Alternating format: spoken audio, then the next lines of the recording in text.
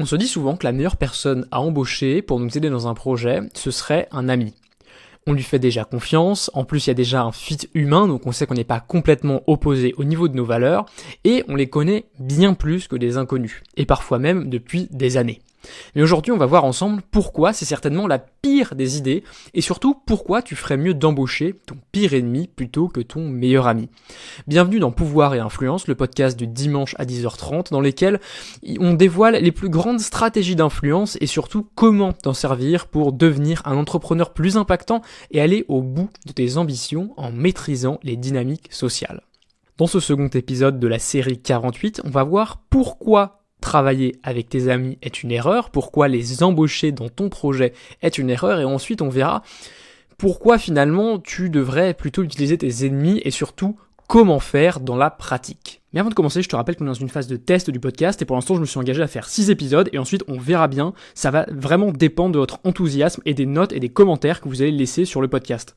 Pour que ça continue, rien de plus simple, tu me laisses une petite review 5 étoiles sur iTunes et un gentil commentaire, ça va beaucoup nous aider à développer le podcast. Tu peux aussi évidemment en parler autour de toi, en parler d'un épisode particulier qui pourrait aider une personne de ton entourage. Donc je vais tout de suite rentrer dans le vif du sujet en te parlant de pourquoi tu risques de regretter d'embaucher tes amis. On commencera par parler de l'illusion de l'amitié, ensuite on verra pourquoi le brouillard des émotions te bloque et devrait t'empêcher d'embaucher tes amis, ensuite on fera la distinction entre le sacré et le profane avant de voir quel est finalement le vrai rôle d'un ami si on ne doit pas l'embaucher, quelle est sa place dans notre vie et dans nos projets. Donc premièrement, j'ai envie de me concentrer sur l'illusion de l'amitié. Généralement, on ne connaît pas nos amis aussi bien qu'on le pense. Généralement, nos amis, on les voit toujours dans le même contexte. On les voit toujours sous leurs meilleurs jours, parce que quand ils sortent avec nous, forcément ils sont bien habillés, ils mettent en place leurs bonnes manières.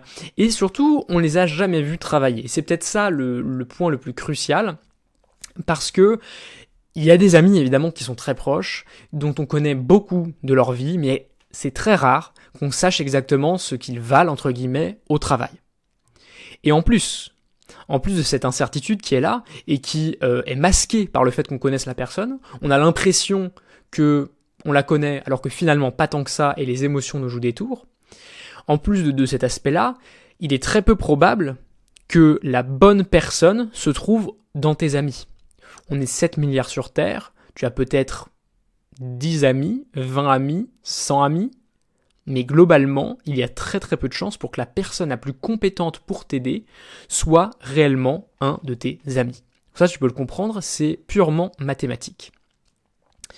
L'autre point qui est vraiment crucial et que je trouve extrêmement vrai, c'est que on a très peu de gratitude pour nos amis parce qu'on prend beaucoup leur service pour acquis.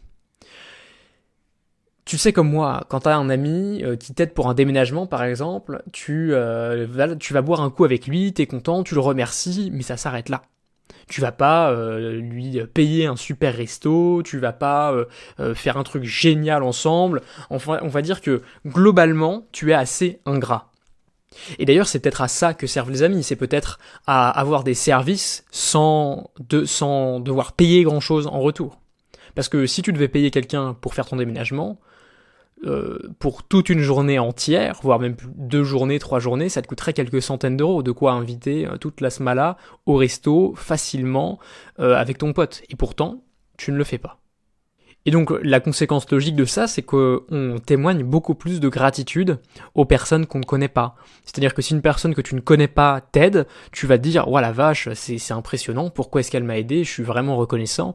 Alors que quand c'est un ami, on a l'impression qu'il sait déjà, qu'on est reconnaissant envers lui, on a l'impression que c'est bon, c'est acquis, il n'y a pas besoin d'aller plus loin.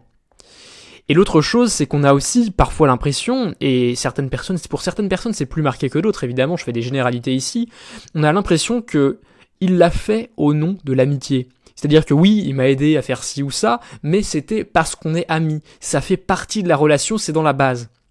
Laisse-moi te dire une chose, c'est que cette base, vous ne l'avez pas écrite ensemble. Cette base, elle est purement théorique dans ta tête, peut-être dans la sienne aussi, mais il y a de grandes chances pour que vous ne pensiez pas exactement la même chose. Mais il y a une règle que tu dois bien connaître, que tu dois bien retenir. Et si tu écoutes ce podcast, il est indispensable que tu en sois convaincu. C'est que on agit toujours dans notre intérêt personnel. Toujours, toujours, toujours. Ça veut dire que parfois, tu vas agir pour une bonne cause et on va dire « Oh, quelle personne généreuse !» Alors que finalement, au fond, c'est très bien que tu fasses ça, c'est très généreux, ça n'enlève rien à la bonté de ton acte. Mais la raison profonde qui t'a poussé à faire cet acte de générosité, c'est peut-être que ça va redorer ton image aux yeux des autres, mais peut-être même aux yeux de toi-même, en te disant que oui, tu es une bonne personne, oui, tu es vertueux, et oui, tu as ta place dans ce monde de brutes et de violence.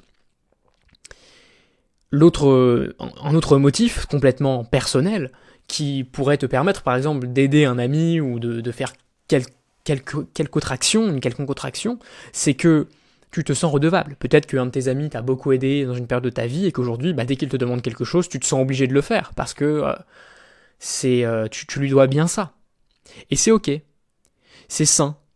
C'est sain parce qu'on n'est pas là pour être le serviteur des autres. Ton intérêt, c'est celui que tu dois défendre avec le plus d'énergie. Parce que c'est quand même toi, et toi tu es la seule personne à pouvoir défendre ton intérêt comme il le faut, parce que tu es la seule personne à savoir exactement ce que tu veux. Et ça, le fait que chaque personne agit uniquement dans son intérêt propre, on a tendance à l'oublier. Et c'est ça qui nous rend aussi ingrats avec nos amis, parce que nos amis, s'ils nous aident, c'est pas uniquement pour être sympa, il y a quelque chose d'autre au fond. Et encore une fois, ça veut pas dire qu'ils sont pervers, c'est juste que on est foutu comme ça, on est fait pour agir dans notre intérêt, et c'est comme ça que l'espèce se préserve, et je pense que c'est très sain, et j'ai toujours beaucoup de mal à discuter avec des gens qui ont l'impression d'agir pour la cause, d'agir pour les autres, d'agir pour aider l'humanité et les éclairer. Les gens qui veulent éclairer l'humanité, c'est juste des gros hypocrites qui n'assument pas d'avoir une vision. Et ça, je pense qu'il faut bien le distinguer, et il ne faut pas se faire avoir. Les gens qui veulent décider pour les autres, décider dans l'intérêt des autres, ça n'existe pas. En tout cas, c'est peut-être dans leurs paroles, mais ce ne sera jamais dans leurs actes. Maintenant, il y a un dernier point qui est fondamental dans l'illusion de l'amitié. C'est que généralement, il peut y avoir une compétition implicite entre amis. Et ça, je suis certain que tu l'as déjà ressenti. T'as déjà ressenti que, waouh, il y avait un de tes potes qui était quand même carrément au-dessus, et mine de rien, au fond de toi, même si tu t'en veux un peu, même si tu te l'avoues pas forcément, moi ça m'est arrivé tellement de fois de pas me l'avouer forcément, de dire ah là là, mais d'être un petit peu jaloux. D'avoir cette sensation de ah la vache, il est tellement mieux que moi sur ce point, je l'envie. Et le problème de cette jalousie, c'est que si elle s'étire, si elle augmente, ça peut mettre en place des comportements pervers, des comportements de sabotage. Un ami qui du jour au lendemain se met à ne plus être fiable du tout, se met peut-être même à te mettre des bâtons dans les roues. Peut-être qu'il va, je sais pas, essayer de te nuire d'une manière ou d'une autre. Et ça, c'est la conséquence de la jalousie. Et ce que nous explique Robert Greene dans Les 48 lois du pouvoir, c'est que la jalousie, c'est toujours présent entre amis, et que si tu travailles avec des amis, tu risques d'attiser encore plus cette jalousie. Si tu embauches tes amis, tu risques d'attiser encore plus cette jalousie, et ça va te poser problème. Mais justement, en parlant de cette jalousie, je veux passer à la seconde partie qui est le brouillard des émotions. Pourquoi finalement c'est une si mauvaise idée d'embaucher ses amis? Simplement parce que là, ce qu'on a vu, c'était la partie assez simple, la partie assez mathématique, on le connaît pas si bien, on n'a pas de gratitude, etc. Mais il y a une partie bien plus complexe. La partie la plus complexe, c'est que quand tu travailles avec quelqu'un, quand tu embauches une personne pour réaliser une tâche bien précise, tu as besoin de juger le travail de la personne. Tu as besoin de savoir si ça remplit les critères ou pas. Et le problème, c'est qu'avec tes amis, tu auras forcément tendance à être plus laxiste. Et ça, c'est valable que tu sois une personne exigeante ou pas, que tu sois une bonne personne ou pas. La raison pour laquelle tu seras forcément plus laxiste, même si tu ne t'en rends pas forcément compte, c'est que tu as bien plus à perdre en critiquant un ami. Tu as bien plus à perdre en licenciant un ami. Parce que non seulement tu vas perdre l'employé, mais en plus tu risques de perdre l'ami, ce qui augmente considérablement les enjeux et qui n'est pas très sain puisque ça t'influence beaucoup. Et je sais qu'on est tous tentés un jour ou l'autre d'embaucher un de nos amis, notamment pour des tâches que lui sait faire et que nous on n'aime pas faire. Ça pourrait être par exemple le cas pour le montage vidéo, tu pourrais le faire faire par un ami plutôt que le faire faire par un inconnu. Le problème, c'est que ton choix sera toujours plus émotionnel que rationnel et que tu risques de payer beaucoup trop cher ton ami pour un travail qui sera beaucoup moins bon que la concurrence. Alors ce que je dis, ça veut pas dire que tu dois pas être généreux avec tes amis, ça veut pas dire que c'est pas des bonnes personnes, ça veut simplement dire que tu es derrière un brouillard émotionnel et que tu ne t'en rends pas compte. Et c'est nécessaire de se protéger contre ça, et c'est ce qu'on va voir dans la suite de l'épisode. Le second point dans cette partie un petit peu plus complexe du brouillard des émotions, c'est que ton ami aura toujours un souci de légitimité. Il y aura toujours un doute sur la raison de son embauche. Est-il vraiment le plus compétent ou est-ce que c'est simplement un piston ? Alors c'est bien sûr un souci qui pourrait être levé avec le temps si ton ami prouve sa compétence. Mais le problème, c'est que ce ne sera pas forcément le cas. Peut-être que tu as des attentes qui sont trop élevées pour lui aujourd'hui parce que, rappelle-toi, tu ne le connais peut-être pas aussi bien que tu ne le crois. Et ce que souligne également Robert Greene, c'est que il y a un aspect condescendant dans celui qui embauche. Il y a un aspect condescendant parce que ça revient à dire que tu as besoin d'un ami pour t'embaucher. Ça peut sous-entendre que ton travail est si mauvais que seul un ami peut supporter ce travail et peut assumer de le payer. Et ça, mine de rien, c'est présent et ça mine la relation psychologiquement. En plus, il y a un autre problème. C'est que quand tu embauches une personne, il y a tout de suite un rapport hiérarchique qui s'établit qui est complètement contraire au principe de l'amitié. Où l'amitié, on est sur un pied d'égalité, chacun apporte sa pierre à l'édifice, chacun apporte la même quantité de positif dans la relation, et chacun en retire à peu près la même chose. C'est pour moi la base de la relation d'amitié, et là, on touche au point suivant qui est la relation entre le sacré et le profane. D'abord, pour ce point de sacré vs profane, je veux remercier Stan Leloup. Si tu ne le connais pas, il est sur la chaîne Marketing Mania, il fait des analyses très intéressantes et c'est de lui que je tire cette différence entre sacré et profane. La différence entre sacré et profane, c'est simplement une distinction morale. Ça veut dire que le sacré, tout ce qui est sacré dans notre société, ce sont des choses qui ne se commercialisent pas. Par exemple, l'amitié, ça ne se commercialise pas, l'amour non plus. Et tout ce qui est profane, c'est ce qui peut être acheté ou vendu, donc comme de la nourriture, un livre ou un objet quelconque. Mais justement, tu vas vite comprendre pourquoi il y a un problème, parce que justement le salarié vend son travail. On est donc dans une relation qui se complique tout simplement parce qu'il y a à la fois du sacré et du profane. Et du coup, on perd le pouvoir essentiel qu'on a dans une relation profane, c'est-à-dire le pouvoir de se débarrasser, le pouvoir de couper les ponts, parce qu'il y a une dimension sacrée qui se met en jeu. C'est-à-dire que si tu vires ton ami, on pourra toujours te reprocher des tonnes de choses. Oui, mais t'aurais pu être plus sympa, c'est quand même ton ami. Ou alors peut-être que lui t'en voudra énormément. Et tu as de grandes chances de casser ton amitié, comme je l'ai dit un petit peu avant. Maintenant, je veux te parler du rôle de l'ami et de la raison pour laquelle c'est bien d'avoir des amis et du rôle qu'il devrait se contenter d'avoir et de ne pas dépasser sur le côté business. Les amis sont là pour rendre le monde plus doux. Ça, tu te sens en sécurité avec eux, tu te sens bien, et c'est eux qui te permettent aussi de te reposer. Et du coup, c'est naturel de souhaiter un rapprochement, parce qu'on se dit que, si on peut avoir un monde plus doux, autant en profiter dans toutes les sphères. Le problème, c'est que, est-ce que ce ne serait pas de la fainéantise de tout faire reposer sur le boulot ? Parce que oui, quand t'es entrepreneur, t'es motivé, oui, tu veux tout donner à ton entreprise, mais peut-être que tu négliges certains équilibres. Et peut-être que le fait de vouloir embaucher des amis te rendra simplement encore plus feignant sur tes relations perso, parce que tu te diras que, de toute façon, mes relations perso sont quand même entretenues au boulot. Donc ça, je veux bien t'avertir là-dessus, parce que si t'es entrepreneur, tu cours un risque à cet endroit, et un risque de tout faire partir en couille en même temps. C'est un peu le principe de mettre tous ses œufs dans le même panier. Tout simplement, quand tu mets tes amis dans ton panier d'entreprise, si ton entreprise foire, t'as de fortes chances de casser tous ces œufs du panier, et même tes potes. Du coup, tu vas te retrouver au fond du trou comme un con, sans amis, parce qu'ils sont tous partis avec l'aventure.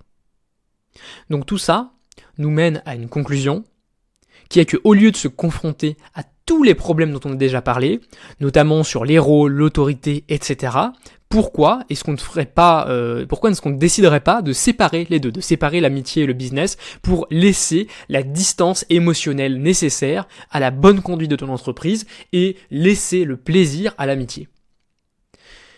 Moi, c'est quelque chose qui m'a beaucoup fait réfléchir parce que avant, je m'étais toujours dit que je préférerais embaucher des amis. Parce que simplement, voilà, il y a ce lien de confiance, on se dit qu'on va pas se faire arnaquer, etc. Et finalement, lorsque j'ai fait des collaborations avec mes amis, ça s'est pas forcément toujours très bien passé. Parce que c'est toujours un peu flou. On se dit qu'il y a moins besoin de contrat, on fait plein d'erreurs de débutants, alors qu'on sait très bien que ça ne marche pas comme ça. Alors maintenant, tu vas me dire que oui, il y a plein d'exemples, plein de contre-exemples. Il y a les entreprises familiales, il y a les startups avec, bien sûr, des associés qui travaillent ensemble, qui gèrent un projet, qui font un truc de dingue. Et donc, oui, c'est possible. Oui, tu peux travailler avec des amis, mais simplement par rapport à toutes les raisons qu'on a explorées avant, tu remarques que ça complique les choses. Maintenant, c'est à toi de choisir. Est-ce que tu veux la vie plus simple ou la vie plus compliquée ?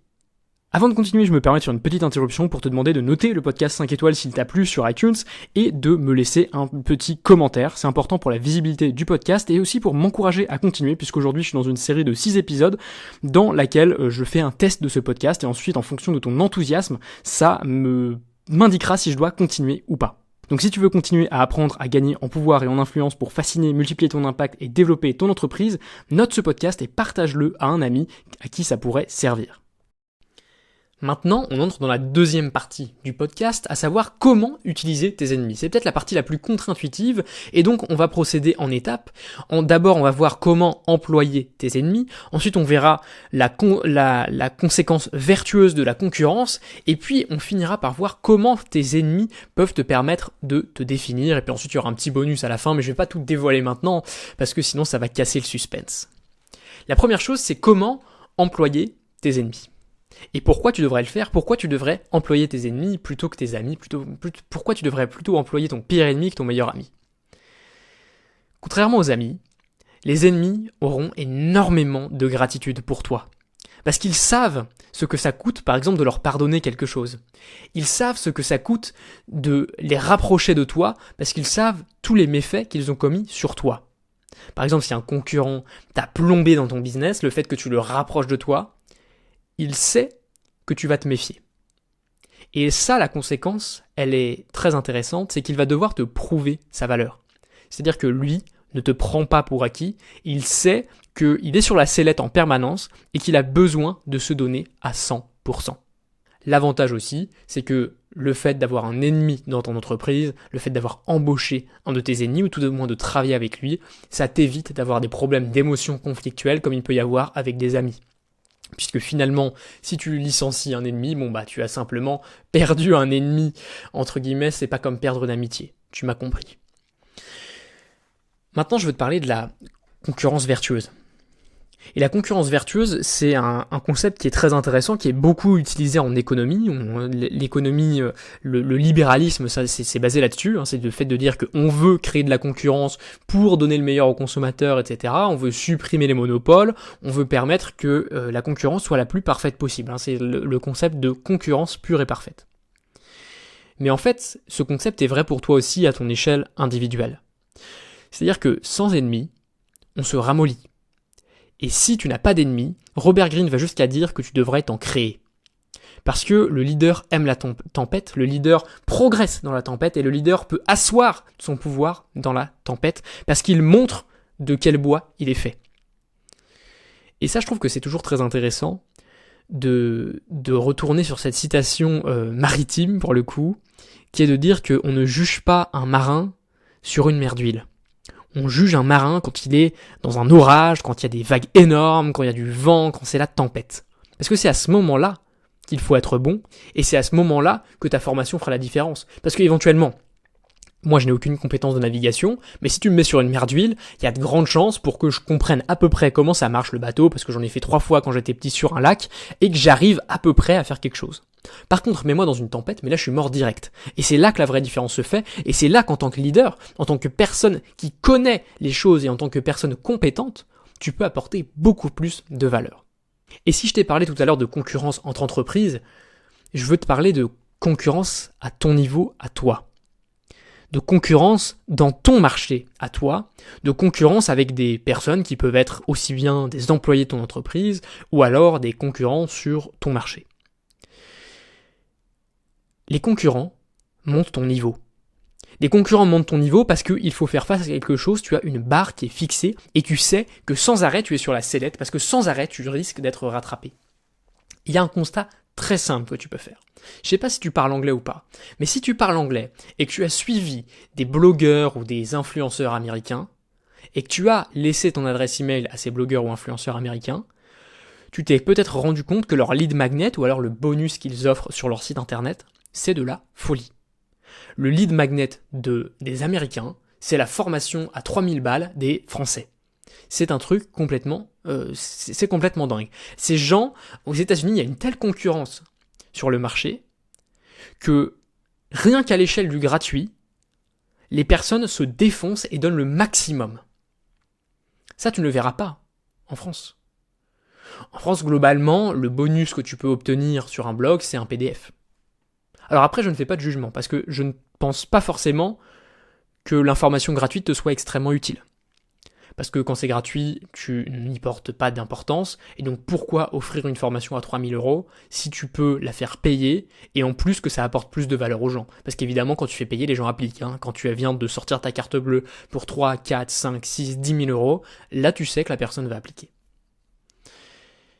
Et donc ce qu'on voit en France, c'est beaucoup de petits PDF, beaucoup de petits trucs un peu bas de gamme, et même parfois de l'information pourrie, parce que c'est ça le penchant négatif, c'est qu'aux États-Unis, c'est peut-être très chiadé, au moins l'information est de qualité en général, et en France, parfois t'as vraiment des trucs, tu te dis mais le mec se fout de ma gueule.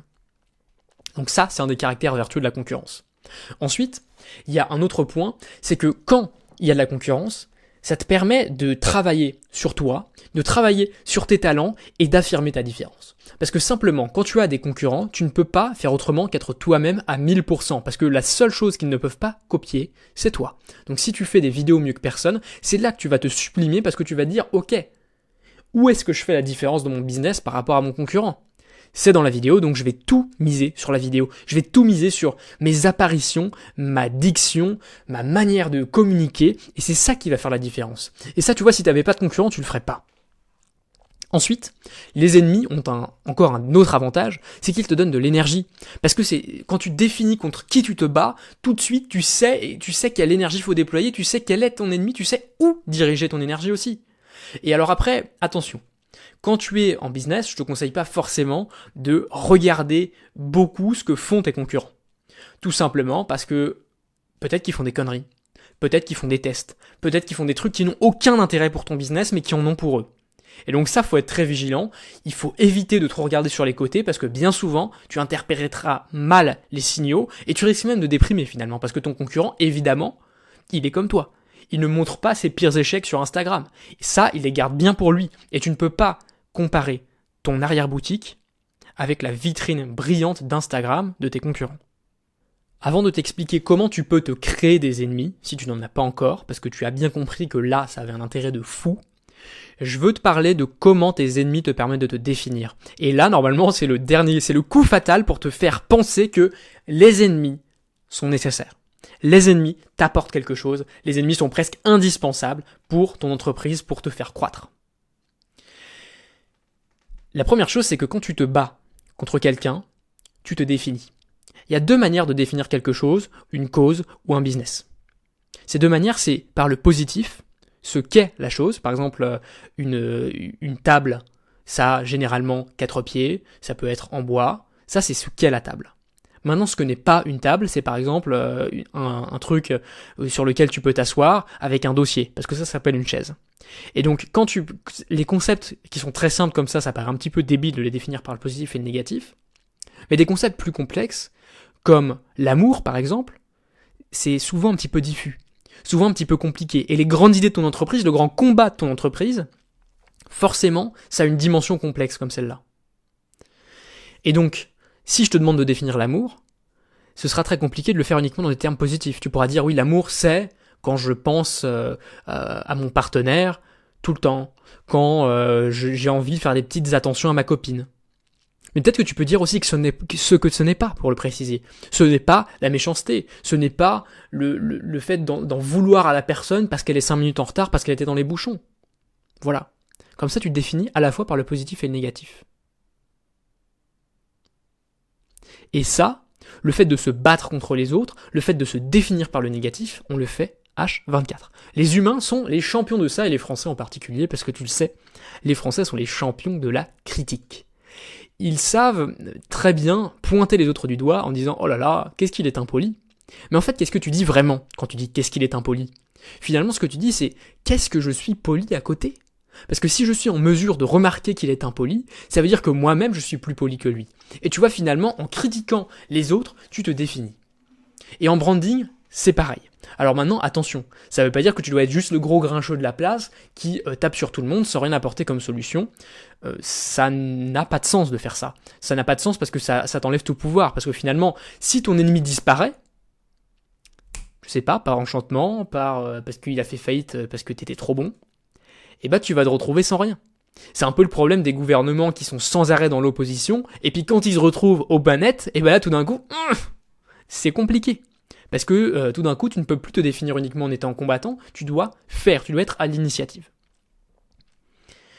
L'autre élément qui te permet de te définir par rapport à tes ennemis, c'est que plus gros est ton ennemi, plus gros tu sembles. Si tu veux, il y a différentes ligues dans les gens, et ça, on le perçoit très bien. C'est difficile de le mettre en mots, parce que c'est quelque chose qui est, je pense, assez inconscient chez nous. Mais on le sait très bien, qui est le big deal et qui est insignifiant. On sait très bien qui est le caïd du bac à sable et qui est le lobby international. Si tu prends pour ennemi une figure publique ou un mouvement énorme, ça pourrait être par exemple, on va dire que tu prends comme ennemi Barack Obama, tout de suite ça pose les bases. Ça veut dire à quel niveau tu souhaites jouer. Tu souhaites jouer au niveau de Barack Obama. Ça veut dire que tu joues pas dans la cour des mecs qui font chier leur mairie. Tu vas au niveau international, tu vas au plus haut du plus haut. Et ça, c'est le pouvoir de ton ennemi, c'est le pouvoir de te rendre bien plus grand que tu ne l'es encore. Ensuite, le dernier point là-dessus, sur la définition, c'est que l'ennemi te permet d'avoir un élément de storytelling incroyable. Parce que y a différentes structures d'histoire, je vais pas te parler de storytelling dans cet épisode, ce serait un petit peu long. Mais globalement, il y a une histoire qui marche très bien, c'est nous contre eux.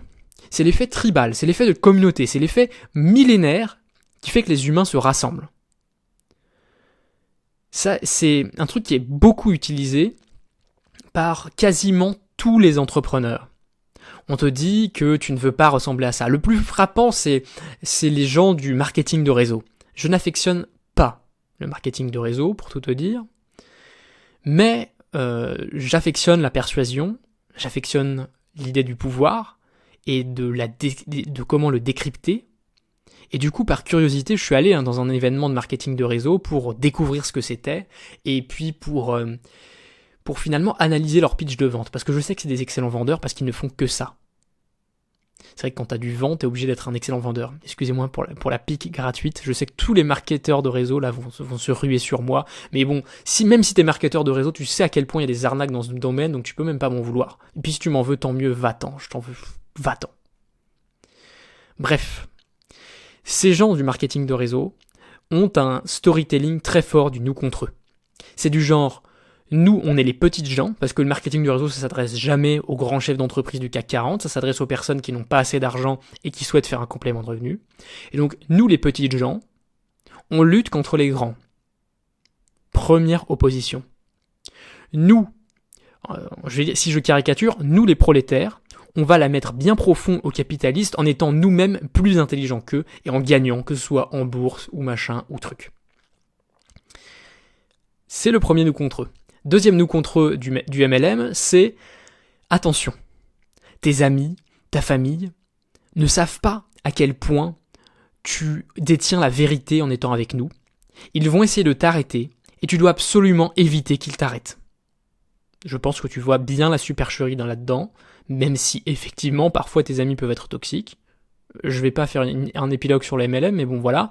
Et donc là tu te rends compte en fait à quel point le MLM est toujours basé en opposition. C'est-à-dire que le marketeur de réseau dit on est l'ennemi des grands, on est aussi l'ennemi des petits qui te critiquent. Finalement, la seule manière de trouver du soutien, c'est d'être avec nous, c'est d'être ensemble, c'est d'être dans cette grande famille.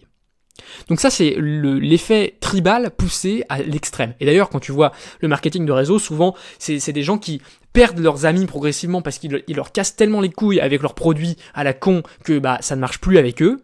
Et puis, progressivement, ils ont que des amis dans le marketing de réseau. Et donc, ça crée cet effet tribal, ça crée ce truc de j'ai été rejeté par tout le monde, mais vous êtes ma tribu, vous êtes avec moi, on est contre les autres. Voilà, je pense que tu as compris, et j'ai pas besoin d'épiloguer plus longtemps sur le marketing de réseau.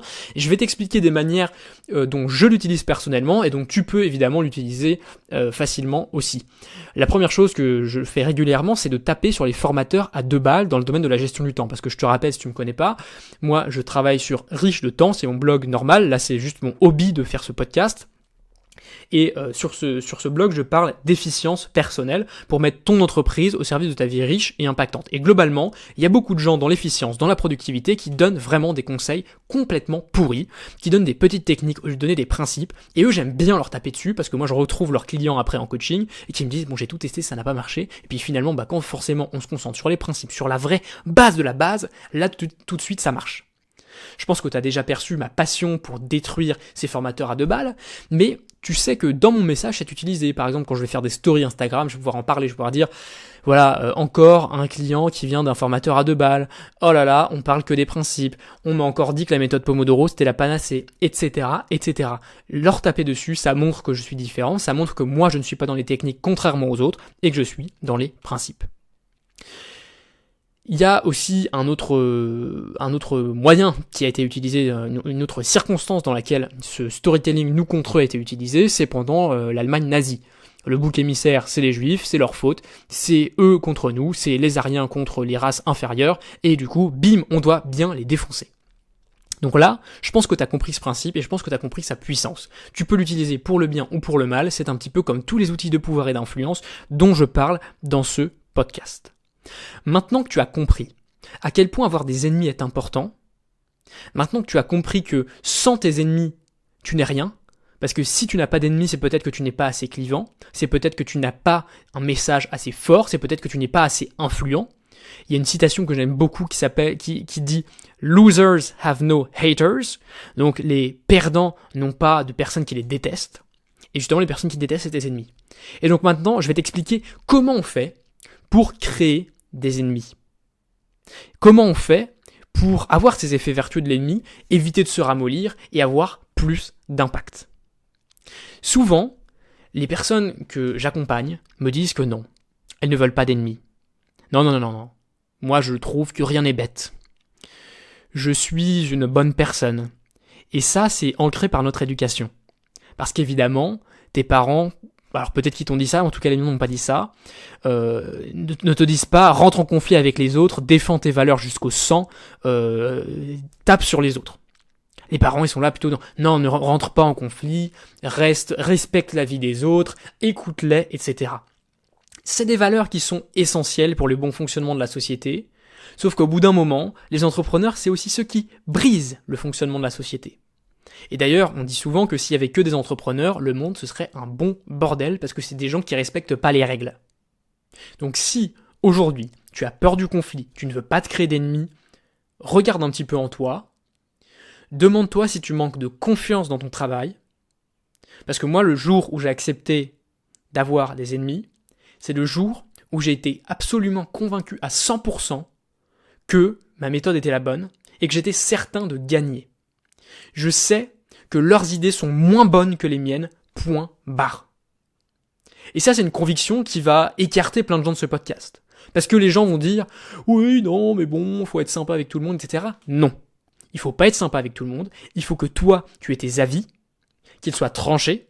Ça veut pas dire que tu te fais des ennemis de tout le monde, mais ça veut dire que tu sais qui est dans ton camp, qui n'est pas dans ton camp. Ça veut pas dire que tu crées des combats dans la rue avec tes ennemis, mais ça veut dire que tu sais où tu te places et que tu ne bouges pas parce que tu sais que tes idées sont les bonnes, tu l'as testé, tu le sais dans ta chair, tu as testé avec tes clients, tu en es convaincu à 100%. Pour préparer ce podcast et pour t'aider justement à te créer des ennemis, j'ai cherché sur Google. Tu sais, globalement, quand tu as une question, tu tapes sur Google, tu as la réponse. Le truc, c'est que j'ai tapé « Comment se faire des ennemis » sur Google et je n'ai pas trouvé un seul article pertinent ou un seul bouquin qui parlait du sujet. C'est quand même assez marrant. C'est vrai que d'habitude c'est pas ce qu'on veut, mais aujourd'hui je vais t'apprendre à faire ça en quelques points. Et d'ailleurs Benjamin Franklin disait, dire ce que tu penses, c'est la première manière de te faire des ennemis. Et donc ça c'est bien sûr une première idée, c'est parler, dire haut et fort, affirmer, et pour ça il y a besoin de confiance comme je te l'ai dit tout à l'heure. Si tu affirmes tes points de vue qui sont tranchants, qui sont basés dans ton expérience, là tu vas commencer à te créer des ennemis. Maintenant, ça nécessite aussi peut-être que ton message soit plus clivant. Parce que si tu es d'accord avec tout le monde, si tu n'oses pas taper sur les autres, si tu n'oses pas dire avec qui tu es d'accord, avec qui tu n'es pas d'accord, tu risques d'être tout mou, d'être ramolli parce que tu n'as pas d'ennemis, d'être un créateur de plus, un coach de plus sans conviction, une personne qui finalement n'apporte pas de valeur sur le marché.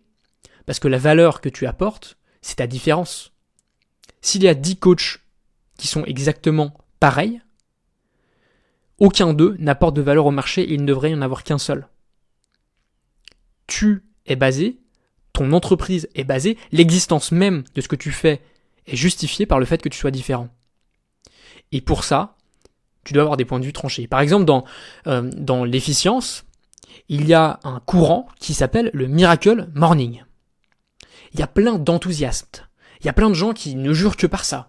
Des gens qui se sentent illuminés par cette énergie puissante du Miracle Morning. C'est le principe de se lever à 4h30 tous les matins. Et en fait, moi je tape tous les jours sur le Miracle Morning. Tout simplement parce qu'il y a un ramassis de conneries dans ce bouquin, tu ne peux pas savoir combien. Et avec ça, je me fais des amis. Parce qu'il y a plein de gens qui détestent le Miracle Morning et ils trouvent que c'est une grosse connerie. Mais je me fais aussi des ennemis, parce qu'il y a tous les amoureux du Miracle Morning qui disent « Oh là là, il a critiqué notre gourou, comment ça se fait, on n'est pas d'accord, on va lui montrer qu'on n'est pas d'accord. » Bon, pour l'instant, ils n'ont pas eu trop d'arguments pour contredire ce que j'ai pu dire, mais voilà, l'important c'est de te créer ton point de vue, d'en être certain, et d'apprendre à poser tes limites. C'est-à-dire que si une personne vient me dire « Non mais le Miracle Morning c'est mieux », assure-toi bien que je vais pas laisser ça passer, et que le mec qui pourra mettre ça en commentaire sur ma chaîne YouTube, ça va pas le faire. Ça va pas le faire, je vais lui expliquer pourquoi je suis pas d'accord, on va rester bien sûr civilisé, mais les limites sont posées, il faut être clivant.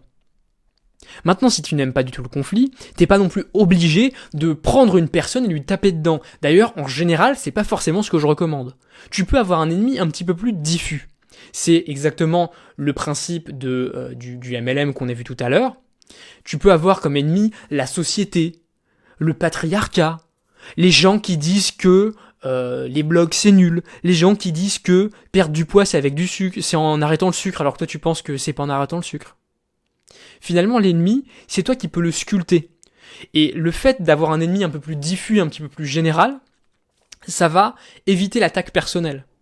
Parce que je trouve que l'attaque personnelle ne crée rien de bon. Tout simplement parce que ça te fait rentrer dans un débat. La personne attaquée personnellement va finir par t'attaquer toi. Si ton ego n'est pas assez solide, tu vas te sentir blessé, et tu vas rentrer dans les clashs YouTube, les trucs les plus ridicules du monde, les trucs où tu perds ton énergie à taper sur quelqu'un. Alors si c'est fait stratégiquement, si c'est fait pour augmenter ton pouvoir, pourquoi pas ? Mais attention à ne pas te laisser emporter, attention à ne pas laisser les émotions prendre le dessus, attention à garder le contrôle et à ne dire que des choses qui te servent. Enfin, le dernier conseil que j'ai à te donner pour te créer des ennemis, c'est de voir tes concurrents comme des ennemis. Sur Internet, il y a le grand principe qui veut que tout le monde soit copain, qui veut que oui, on est tous amis, on s'aime tous, on va tous se promouvoir, on va tous se prendre dans les bras. Mais enfin non. S'il y a des gens avec qui t'es pas d'accord, tu vas pas les promouvoir sur ta chaîne, tu vas pas les promouvoir dans ton entreprise, tu vas pas les mettre en avant. Simplement parce que c'est contre tes convictions, et que tes convictions, comme je te le rappelle, si tu dois être clivant, tu dois les conserver. Donc tous ceux qui disent de la merde, déjà t'es pas pote avec eux. Et j'irai même plus loin. Tous les gens qui sont sur ton marché, tu peux les voir comme des concurrents. Ça veut pas dire que tu vas leur mettre des bâtons dans les roues, ça veut pas dire que tu vas te battre contre eux en permanence, ça veut pas dire que tu vas les détester et ne jamais prendre un verre avec eux. Mais ça veut simplement dire que tu vas les regarder avec cet œil en disant putain c'est mon ennemi, et que ça va te permettre de monter en niveau. Alors tu n'es pas obligé de leur taper dessus, mais au moins tu as dans ta tête ce truc qui te dit que la vache, il y a de la concurrence en face, je dois monter mon niveau. Et si aujourd'hui tu te sens un peu copain avec tout le monde, tu sens que tout va bien dans le meilleur des mondes, etc., je t'invite peut-être à mieux connaître ton marché, à mieux connaître ton sujet, et tu trouveras inévitablement des gens qui disent de la merde, tu trouveras inévitablement des gens avec qui t'es pas d'accord, et même les gens avec qui t'es d'accord, tu peux les envisager comme des ennemis pour te permettre de monter ton niveau. Et à ce moment-là, je veux dire, le mot ennemi n'est peut-être pas le plus adapté, tu vois ça comme de la concurrence, une concurrence saine, dans laquelle on se dit, putain la vache, il a fait un truc génial, bah moi je veux faire encore mieux. Et c'est comme ça qu'on progresse, c'est comme ça qu'on avance, c'est comme ça qu'on n'est pas un vieux ramolli. En conclusion de ce podcast, on a vu qu'il fallait faire très attention à la survalorisation de nos amis, notamment pour les embaucher et pour les relations professionnelles. Si tu as envie d'embaucher un ami, si tu as envie de travailler avec lui, c'est possible, simplement tu te mets des bâtons dans les roues. Et si c'est le cas, fais attention d'être très clair sur la relation, de savoir qui va décider, pourquoi, comment, etc., pour t'éviter les problèmes. Ensuite, on a vu qu'il y avait peut-être plus à retirer de nos ennemis, et je t'ai notamment expliqué comment te créer tes propres ennemis si tu n'en as pas, parce qu'il y a tellement d'avantages à avoir des ennemis. Maintenant, même si tu ne peux pas les embaucher, tu peux peut-être partager cet épisode à un ami qui fait du travail de qualité et qui devrait développer son influence pour mieux le promouvoir. Je t'invite aussi à noter le podcast 5 étoiles avec un commentaire pour dire ce que tu as aimé si tu veux continuer à pouvoir écouter pouvoir et influence chaque semaine. Et pour ne rien louper de la suite de ta formation continue en pouvoir et en influence, abonne-toi à la newsletter sur pouvoir-influence.fr. Je te retrouve là-bas. Prends soin de toi, bonne semaine, je te dis à dimanche prochain 10h30. Bye.